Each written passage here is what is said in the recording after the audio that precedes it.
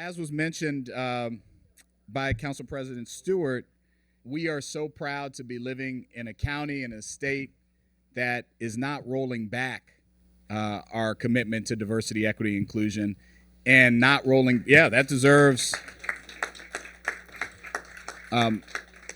Unfortunately, we're living in times where there's many, many states and municipalities and organizations, for fear of loss of funding, that are not having Juneteenth celebrations this year. And in Montgomery County, we're expanding Juneteenth celebrations.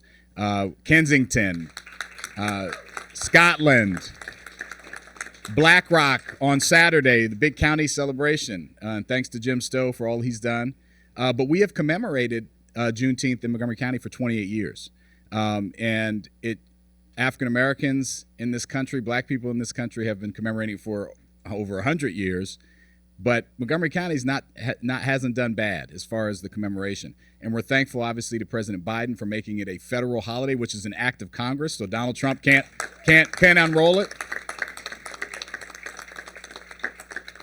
So well, it's great to be with you today, and great to be with my colleague, Councilmember Sayles, and all of my colleagues.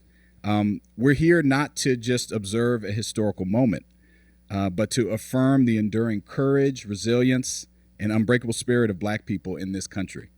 We are here to renew our steadfast commitment to the ongoing fight for freedom and equality for all people, and for this generation and for those to come. And boy, is that important now. When I reflect on the history of this day, I'm reminded of a simple but undeniable truth. No one is free until we all are free. Yeah. Consider that night of January 1st, 1863, which we call Freedom's Eve, the night before the Emancipation Proclamation was signed. Free and enslaved African Americans and others across the country huddled, literally awaiting the news that the Emancipation Proclamation had taken effect the next day. At the stroke of midnight, there were prayers, there were celebrations, and the news of freedom began to ripple across the Confederate South. Yet, not everyone got that news. Not all were immediately free. While millions began their new lives, over 250,000 African Americans in Texas remained in bondage for an agonizing 2 years, 5 months, and 18 days. And I often remind people that they probably heard about the Emancipation Proclamation, and they just knew it hadn't reached them.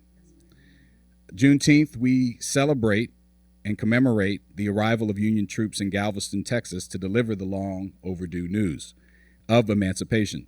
And I've been doing this a lot lately because I was at Leisure World, another group that had a huge, awesome Juneteenth celebration just this past weekend, which is they had over 300 people outside. And I asked everyone in the crowd, Leisure World is 55 plus. I'll be there by 2040. But as with 40% of the rest of the county at that point, I said, had you ever heard of read General Order 3, which is the order that was read very few people raised their hands. So you're going to hear it today. It's very short. This is the news that was delivered. The people of Texas are informed that in accordance with the proclamation from the Executive of the United States, the Emancipation Proclamation, all slaves are free. This involves an absolute equality of personal rights and rights of property between former masters and slaves. And the connection heretofore existing between them becomes that between employer and hired labor. So in the same document that says you're free, we set up sharecropping, an unequal form of continued servitude. It goes on to say the freed men, doesn't mention women, are advised to remain quietly at their present homes and work for wages. Sub wages, of course. They are informed that they will not be allowed to collect at military posts, so we have our first no loitering in the document that says we're free, and that they will not be supported in idleness either there or elsewhere. This is the document that was read that we're celebrating that created the news for freedom for those folks in Galveston. And I often think it's pretty funny that you would say people who just literally walked off the fields, don't be idle. Come on. We built the country here. But it just reminds us that the struggle for freedom is not over. We know that even though emancipation happened and Juneteenth happened, we then were in a 100-year-long struggle that we're still in for actual freedom, for actual voting rights, for actual public accommodation, and housing and the like. So here we stand doing our part in that continued struggle. And I'm just really happy that we have a teammate in Councilmember Sayles and this entire council in the county executive, in Montgomery County, in the Weed Warriors who stayed for the proclamation, and for all the great folks behind us who you'll hear from shortly, to say that we continue the work. We know it's not over. We know how important it is to remember our history, but we know that we are living history right now. And we have to continue to secure that freedom for ongoing generations. It's never done, and it's our job to keep it going. So I'll turn it over to Councilmember Sayles for some comments, and then we'll hear from some of our guests and read the proclamation. But happy Juneteenth. Thank you. Good morning and happy Juneteenth. I feel like Juneteenth is now become a week-long, even a month-long celebration because we've been celebrating since last week. So thank you all for being here in Montgomery County and across the nation. I cannot wait until Thursday when we officially recognize Juneteenth. I would like to thank all of our community partners, our advocates that are here, and residents who continue to make Juneteenth more than just a date on the calendar, but a living commitment to our shared future. While Juneteenth marks the end of slavery, the struggle for diversity and equity and inclusion remains under attack. In recent years, we have witnessed how political leadership can either advance justice or hinder progress. This current administration has taken deliberate steps to dismantle civil rights protections, weaken fair housing enforcements, and target public health resources that disproportionately impact Black communities. From attacking voting rights and immigrants to rolling back initiatives to protect women's reproductive rights, these policies are personal. They have deepened disparities and sent a message that America is unwilling to lead with values that reflect the millions of residents taking to the sidewalks and other public venues to protest the degradation of our civil society peacefully. Fortunately for our residents here in Montgomery County, we reject that notion. We know that freedom is not just about emancipation, it's about liberation from systems that continue to harm, and we are committed to moving forward. Juneteenth is not just a historic milestone, it's a reminder of our resilience. It reminds us that justice is not delayed, justice is still denied, and that our work is far from over, not just about our past, but about how we honor our past to ensure a better future for every resident across this county. So you've heard about all of the activities that are happening. Show up, be an ally, be present, and ensure that we are dismantling systemic racism in every system across the nation. Thank you. Thank you, Councilmember Sayles. I'm going to do a quick audible because we're okay on time and we don't get this much. Former Councilmember Craig Rice is here, and he's the CEO of Manna Food Bank. I'm going to ask him if he has a quick comment, and he knows how to be quick. So thank you guys very much. And I just want to remind folks that bondage is not just physical.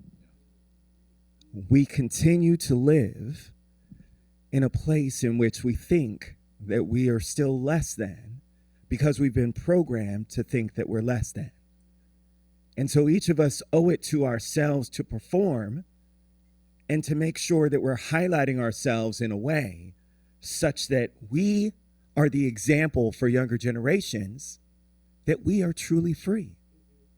Because if we exhibit the actions of those that are still enslaved, if we exhibit the characteristics of those that are still less than, we will perpetrate the very things that Councilmember Sayles and Councilmember Jawando just talked about.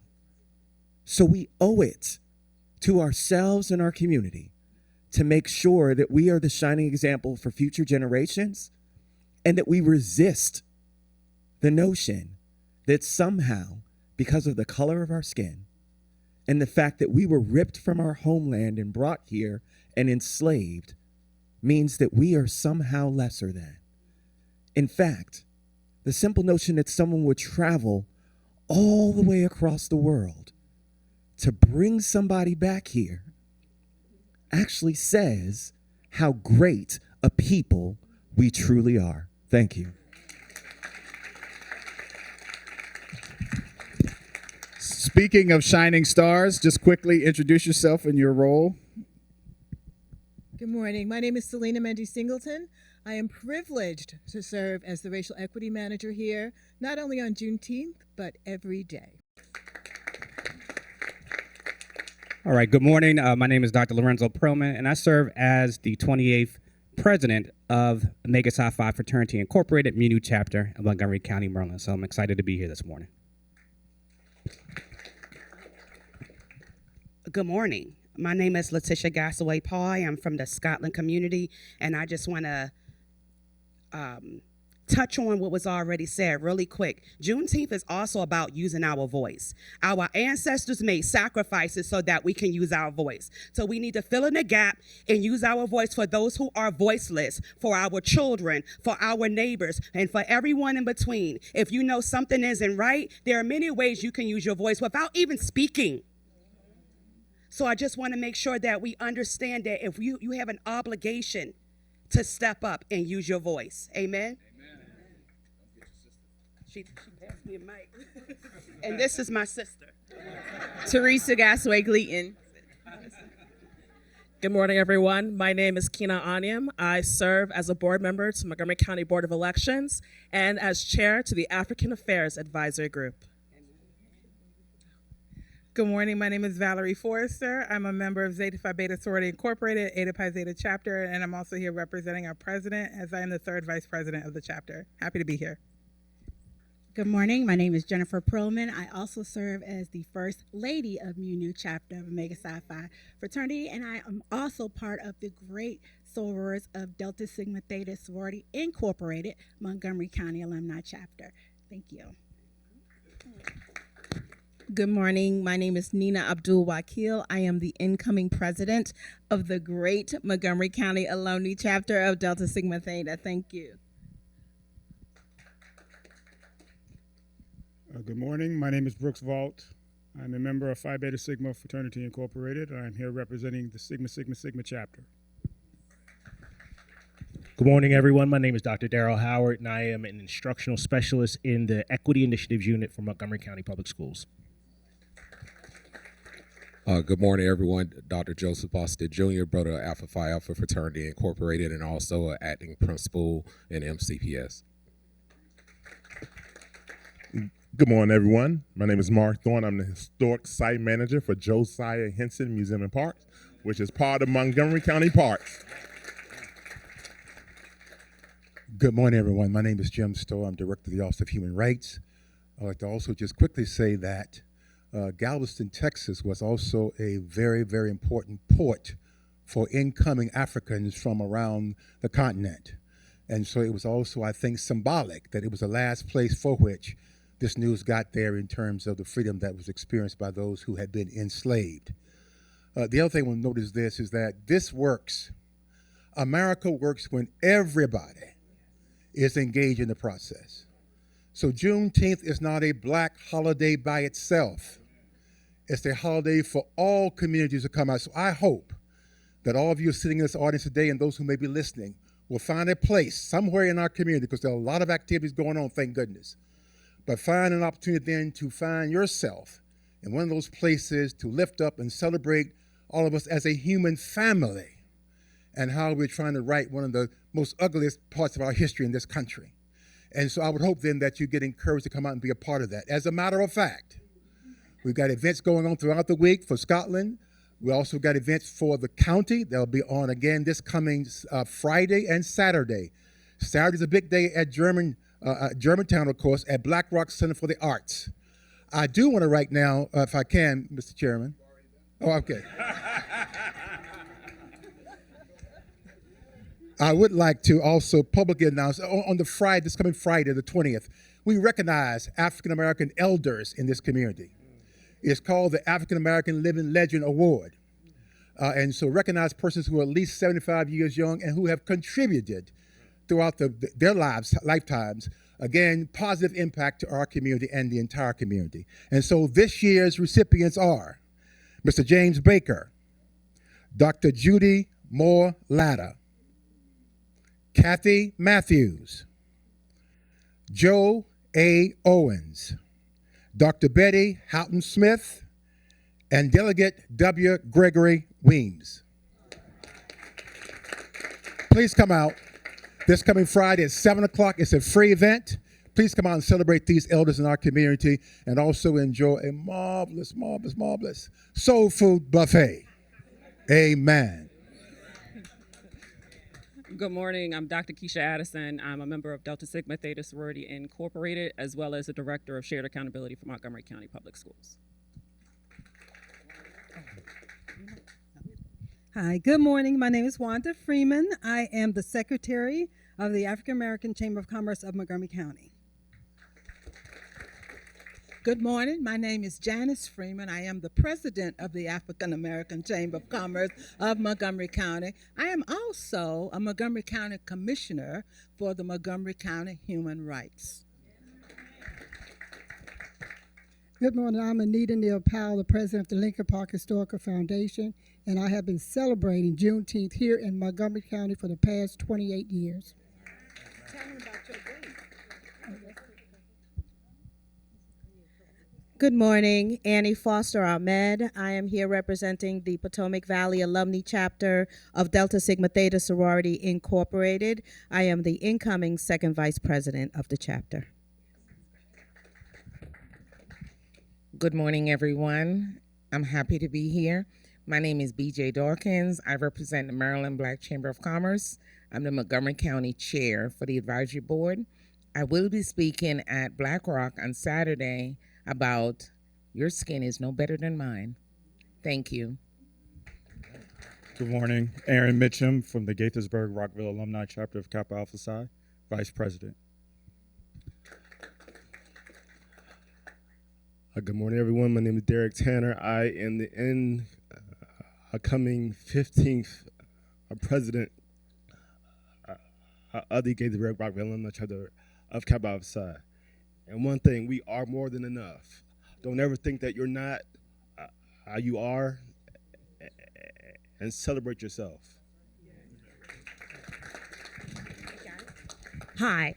Hello, my name is Barbara Boney, and I am the 19th president for our Delta Sigma Theta Sorority Chapter, Montgomery County Alumni Chapter. Just want to say a little bit about our chapter. We've been in this community for 55 years. We have almost 400 women, and we are serving this county. We're excited to be here today, and we are so proud of this and you for Will Jawando and Lorianne Sayles, who's also a part of our chapter. So we're grateful and we're honored to be a part of this. And we're going to work as women of Delta Sigma Theta to make Montgomery County a better place to live for everyone.